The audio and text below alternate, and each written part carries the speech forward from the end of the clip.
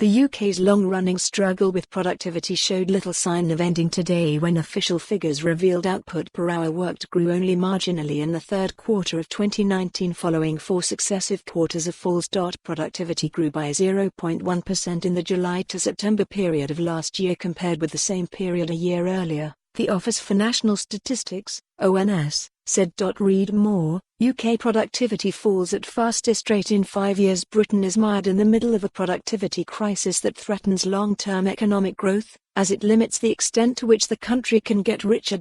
Prime Minister Boris Johnson and Chancellor Sajid Javid, whose Conservative Party have been in power for 10 years, have vowed to tackle the problem. Javid said today, "Low productivity has held our economy back for too long.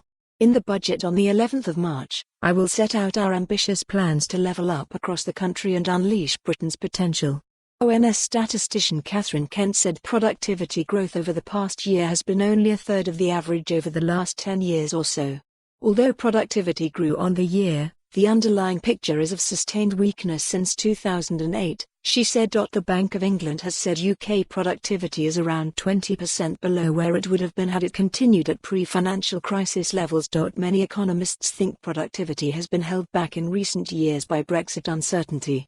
They say bosses have been more willing to take on workers they can sack later, rather than make costlier investments. Tej Parekh, chief economist at the Institute of Directors, said, "A long period of uncertainty has sapped business leaders' confidence to invest in the equipment and technology they need to drive productivity growth." Read more. Tackling UK productivity crisis could yield £83 billion a year for economy, says PwC. The government's spending ambitions for our broadband and transport networks offer some hope for uplift down the line, he said.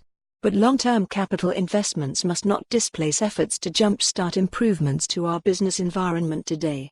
For more on this story, visit the news article link.